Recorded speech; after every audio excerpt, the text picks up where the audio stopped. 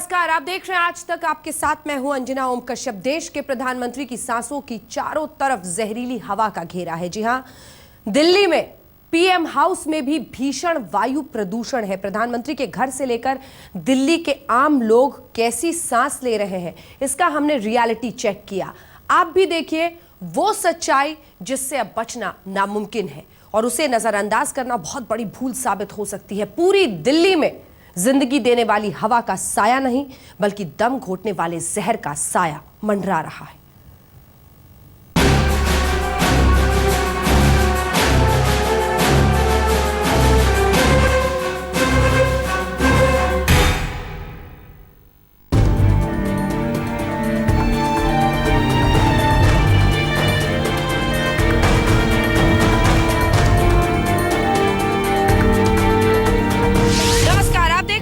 आपके साथ मैं हूं अंजना ओम कश्यप। दिल्ली में दम घुट रहा है और इसीलिए प्रदूषण पर यह खास सीरीज लेकर हम हाजिर हैं आपके सामने।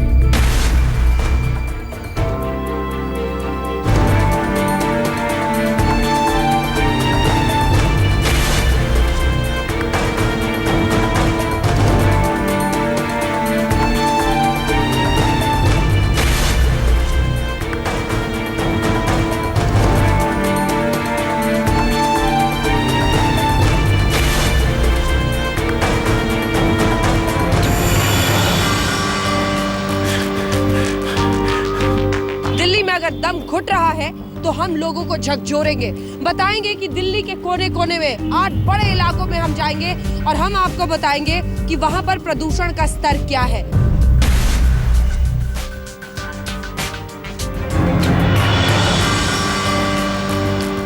चाहे वो प्रधानमंत्री का घर क्यों ना हो, वहां की आबो हवा में भी खतरनाक जहर घुल रहा है।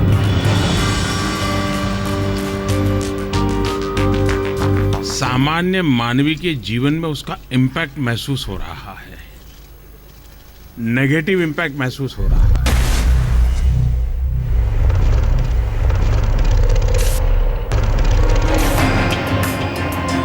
मानव जात के सामने चैलेंज है कि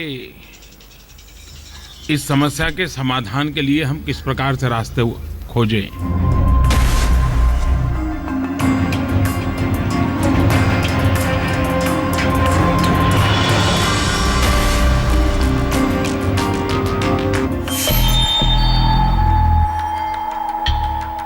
प्रदूषण के रियलिटी चेक में हम आपको दिल्ली के इलाकों में लेकर चलेंगे। 7RCR यानी प्रधानमंत्री का घर, ITO, आनंद विहार,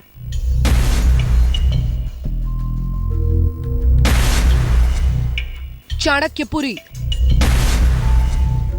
और लोधी गार्डन में हवा कैसी है और वो कितनी सुरक्षित या खतरनाक है, इसका एक एक सच आपके सामने होगा। प्रधानमंत्री आवास, जी हां, हम दिल्ली में अब हैं प्रधानमंत्री आवास पर।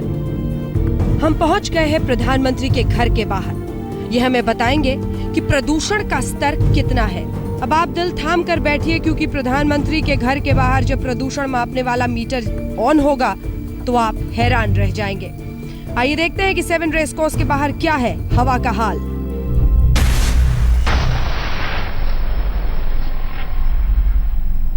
प्रदूषण में हमारी सीरीज में हम पहुंच गए हैं प्रधानमंत्री के घर के बाहर, ये बताने के लिए कि चाहे देश की सर्वोच्च कुर्सी पर बैठा देश का प्रधानमंत्री हो या फिर कोई आम आदमी, दिल्ली की आबो हवा कितनी खतरनाक हो चुकी है। हमारे पास है ये मशीन और पलाश हमारे साथ हैं जो कि रिसर्चर है CSE के। ये हमें बताएंगे कि प्रदूषण का स्तर देश के प्रधानमंत्री के घर के बाहर कितना है। आइए आपको दिखाते हैं यहाँ पर मशीन क्या कहती है। 60 है सामान्य स्तर। ये बहुत महत्वपूर्ण जगह है पलाश, जहाँ इस वक्त हम खड़े हैं प्रधानमंत्री के घर के बाहर। क्या कह रहा है प्रदूषण की मशीन, क्या कह रही है? जी, यहाँ पर भी प्रदूषण आप देख रहे हैं 1800 और 2000 के बीच में है। ये बढ़ता चला जा रहा है और ये बढ़ता चला जा रहा है 2.11, 2.14, यानी अगर इसको 1000 में देखें तो 2000 के ऊपर जा रहा है पलाश। जी। खतरनाक स्तर 60 है सामान्य स्तर। CSE के रिसर्चर के पास जो मशीन थी उसकी रीडिंग ने हमें हैरान कर दिया। मशीन के आंकड़ों के मुताबिक सुबह के करीब 9:30 बजे प्रधानमंत्री के घर के बाहर पार्टिकुलेट मैटर यानी PM 2.5 की मात्रा 2000 माइक्रोग्राम प्रति क्यूबिक मीटर के ऊपर थी, जबकि दिल्ली में सिर्फ 60 माइक्रोग्राम प्रति क्यूबिक मीटर को एकदम साफ हवा माना जाता है। अगर हवा में पार्टिकुलेट मैटर 2.5 की मात्रा 60 से लेकर 150 माइक्रोग्राम प्रति क्यूबिक मीटर तक हो जाती तो भी ज्यादा खतरे की बात नहीं थी, लेकिन CSE की मशीन ने प्रधानमंत्री के घर के बाहर प्रदूषण का स्तर करीब 14 गुना ज्यादा दर्ज किया। जी, ये बहुत ज़्यादा खतरनाक है और ये साफ दिखलाता है कि चाहे आप BMW में घूमें या चाहे आप साइकिल में घूमें, हवा तो सभी को सेम ही समान हवा है सभी के लिए। और ये प्रदूषण जो है वो अभी बहुत ज़्यादा भारी मात्रा में दिल्ली में पहुंच चुकी है और इसे प्रधानमंत्री से लेकर आम आदमी तक इसे सब लोगों को इसका नोटिस लेना चाहिए। प्रदूषण मापने वाली मशीन के आंकड़ों ने हमें चकरा कर रख दिया। हम यकीन नहीं कर पाए कि प्रधानमंत्री के घर के बाहर की हवा भी इतनी प्रदूषित है। लिहाजा हम प्रदूषण की जांच के लिए चंद घंटों बाद एक बार फिर 7 रेस कोर्स यानी PM हाउस के बाहर पहुंचे। एक बार फिर से हम पहुंच गए हैं प्रधानमंत्री के घर के बाहर। जी हाँ, 7 RCR पर हम मौजूद हैं और CSE के रिसर्चर पुलाश मुखर्जी जी हमारे साथ मौजूद हैं और उनके हाथ में फिर से वो मशीन है। इस वक्त ये मशीन क्या रीडिंग दिखा रही है पुलाश? इस वक्त ये 600 और 700 के बीच में दे रही है रीडिंग्स। तो ये तो सुबह से बिल्कुल ही अचानक डिप है। जी सुबह में हमने रीडिंग्स देखी थी इस जगह पर 2-3 मिनट के लिए बिटवीन 2200 एंड 2400 थे रीडिंग्स। तो अभी 600 और 700 के बीच में है। जैसे मैंने आपको बताया था, सुबह के टाइम में सबसे बुरा रहता है पोल्यूशन का स्तर। एक बार फिर CSE की मशीन ने दिखाया कि प्रधानमंत्री के घर के बाहर की हवा सच में जहरीली है। सांसों के जरिए जहरीली गैस प्रधानमंत्री के फेफड़े तक भी पहुंच रही है, लेकिन अब भी यकीन करना मुश्किल था। इसीलिए हमने PM हाउस के आसपास भी प्रदूषण का स्तर चेक किया।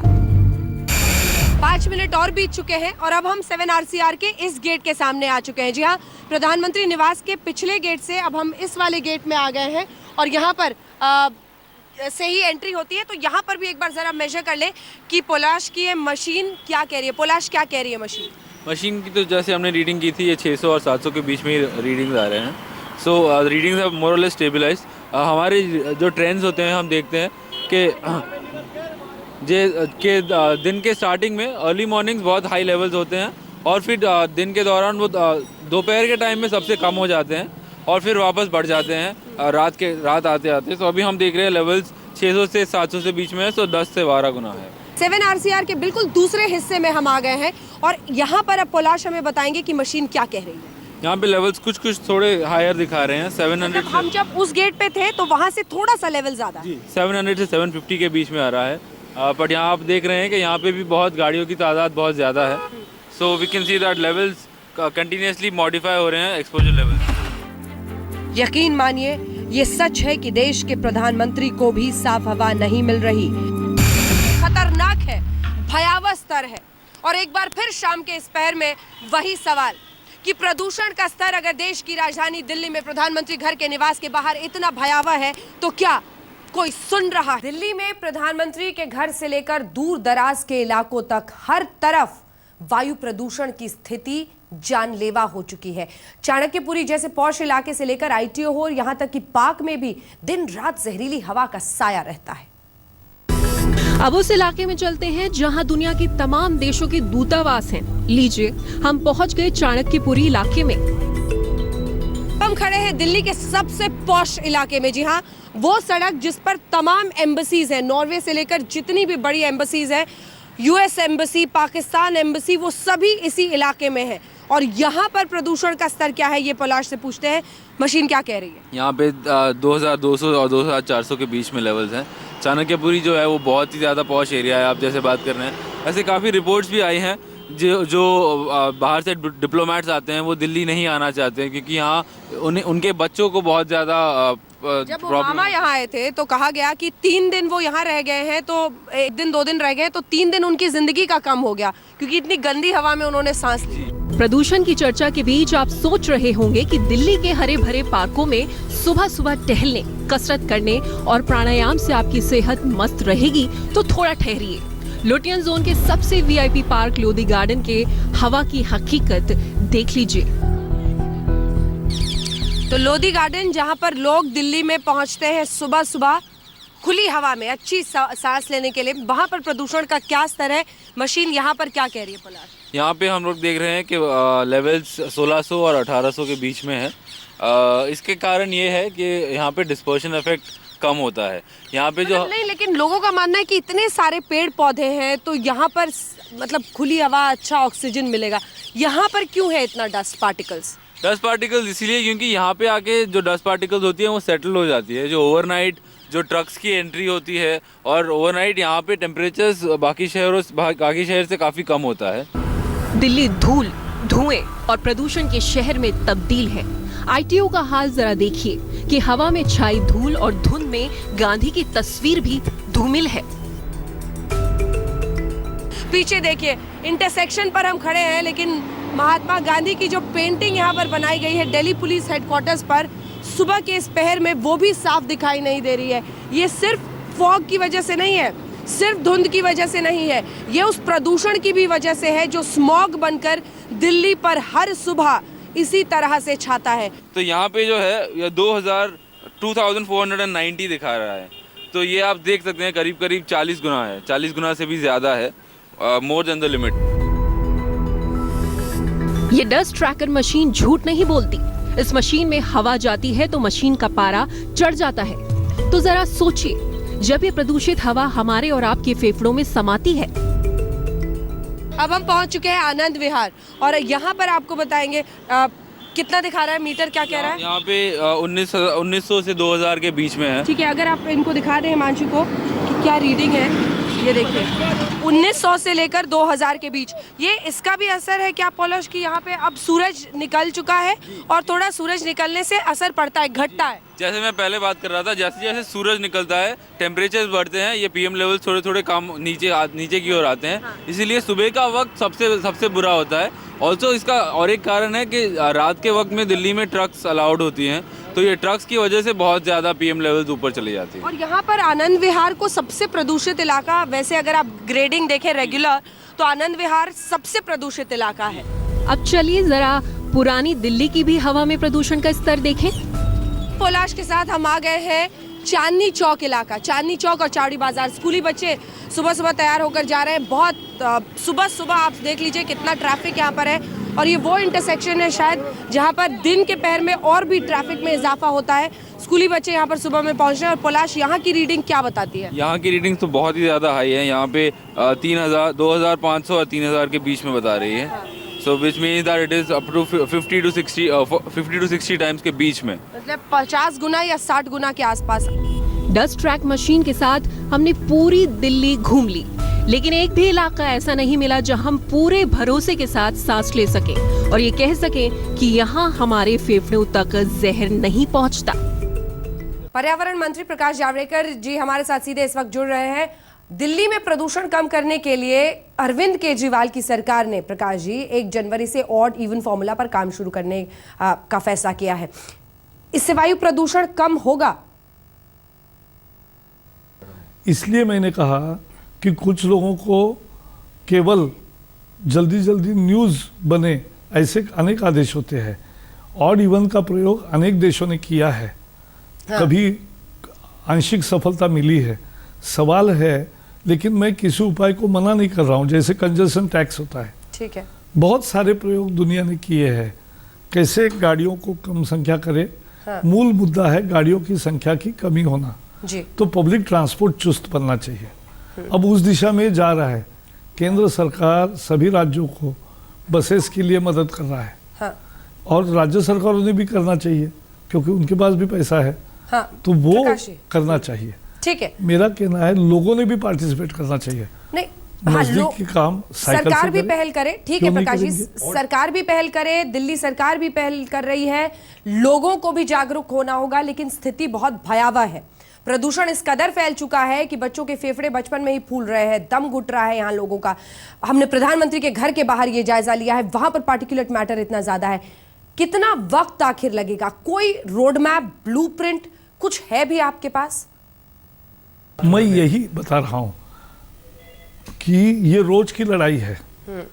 मुझे अच्छा लगता कि मीडिया आज जो जागरूकता दिखा रहा है वो अगर 10 साल से 2007 से हर साल का रिपोर्ट है कि बहुत हवा खराब होती जा रही है, तब अगर हम जागते तो आज ये नौबत ना आती। लेकिन अब हम सिटीजन को भी पार्टिसिपेट करेंगे, किसी को दोष नहीं दे रहे, आगे चलेंगे और सही नीति निर्धारण करके दिल्ली को और सभी शहरों को प्रदूषण मुक्त करेंगे, क्योंकि हमारा विश्वास है कि हर एक का जन्मसिद्ध अधिकार है कि शुद्ध हवा उसको मिलनी चाहिए, लेकिन उसके लिए उसको भी काम करना पड़ेगा। चलिए ठीक है, महत्वपूर्ण यह है कि सांसद भी समझे, मीडिया तो वैसे लगातार दिखा ही रहा है, सांसद भी समझे कि देश की संसद में बैठ के इन मुद्दों को उठाना जरूरी है। बहरहाल इस विशेष पेशकश में इतना ही, लेकिन देश दुनिया की बाकी खबरों के लिए आप देखते रहिए आज तक।